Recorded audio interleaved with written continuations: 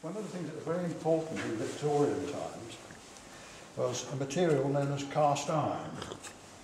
And to make cast iron you had to heat iron, which is a rock originally, heat it up very, very hot, and it becomes a liquid. So you can pour it into a mould, yes, and then solidifies. What they did, they started off by making a wooden thing.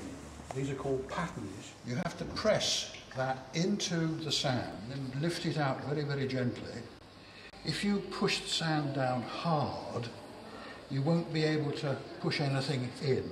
So it's essential that you've got the sand all nice and fluffy. Just see if you can push it down so that it stays level. Yeah. Sorry. Push That it won't in. come out very well, will it? Because you've knocked it. You know what plaster is? Cement. It's a bit like cement. Fill the whole mould up. He's missing there. You aren't touching it.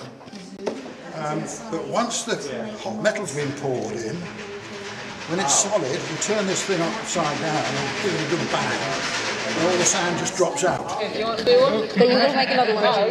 Yep. Good. Something. The train? Train. Is it? Part of the train, yeah. Plaster thing, wasn't it? Oh, clocking in cards. They still have these in various factories and things. That's all. Yes. I've seen them. So this was very, very important for the people in the office. Yeah. Because everybody was paid for every hour that they worked. So if they didn't come in until late, we wouldn't pay them until they came in and started work. Well, if they were late for a quarter of an hour, they would lose a whole hour's pay. That was the punishment for being late. And if they were regularly late, the foreman would suggest to me that perhaps that particular man should no longer work for us. I and other businessmen bought a fire engine, and we used that to put out fires in the town. And one time it had to put a fire out on the works as well. And these were the helmets that the firemen wore. Who would wear that hat? RG, what do you think that stands for? Garrett, isn't it? Garrett? Mr. Yes. Garrett? Can anybody read what that says there? Do you know what that word is down there? Leiston? Well done, yeah, Leiston. So what does that tell you then? Because that's a station sign, isn't it? Yeah. What does that tell you about Leiston then? What did we used to have? A train station? Yes. Yes, we used to have Well a train done. station, yes. In this case again you can see these beautiful models of the sort of engine that were... Are these all ones that were made here, Mr. Garrett? They're models of ones that were made Yes. Look at this, who can see what's at the front here? What is that? Look at it. Oh, The size. steamroller? Yes. That's it, it's a steamroller. done. So they were made here in the factory as well, but Yeah. the roller at the front was for rolling the road down flat when it was being repaired. This machine was designed to tow a trailer and to do work. And look at the big picture over here. They've got a steam engine, haven't they? Yeah. And what's the steam engine doing? What's it making it work? Doing some work, isn't it? Doing something with the hay? That's right. Come and have What a is look. that used for? What do you think that little knife is used for? Little knife. It's for opening envelopes. We wouldn't use that now, we just go rip. And here, what are these in here? Oh. Do you know what those are? Oh, Richard I've seen Garrett those and much. Son. They look Yes. Those old Barclays paint. Have a look at this big picture and look at the hats that the men are wearing there. Wow. Now what sort of people do you think they were? They're not workers, are they? Well, what sort of hats are they wearing? They have Big ones like you're wearing?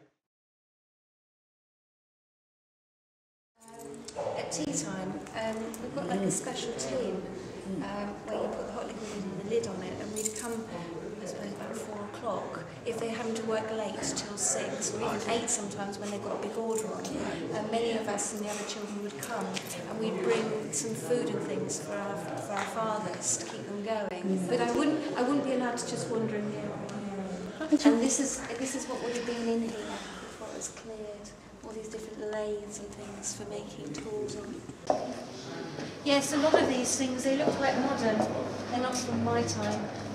That's very weird, that picture there. Can you see how there's all women? Yeah. But you don't get any women in my time at the factory. How long did it take you to become a blacksmith? Oh, that's an apprenticeship. It's 4 years. You have to work alongside somebody who's a fully trained blacksmith. So, but I've been in the trade for a long time now. Actually, if it wasn't for a blacksmith, this firm wouldn't be here. Mr. Garrett's great-grandfather, he was a blacksmith who came to Leiston, and he started off this business. Easy? Oh no, it's a dirty job. You need to be pretty strong. We're working with heavy lumps of metal the whole time. It's a dangerous job. That's why I have this leather apron, so I don't get sprayed with sparks and things from the metal. I work from 6 in the morning till 6 at night. I think we're worth more money than we get, in fact.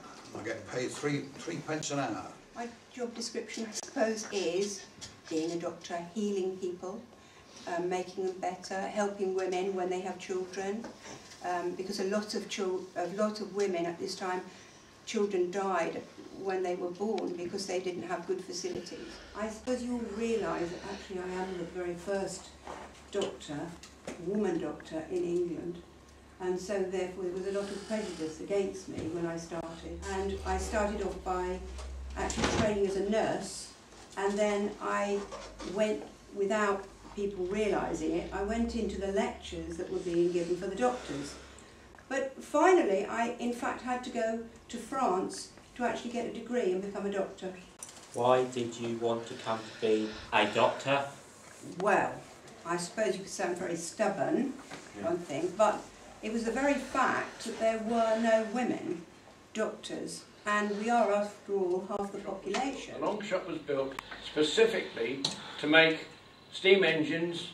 They weren't self-propelled, they were drawn by a horse, but they provided power in the farmyard to power farm machinery.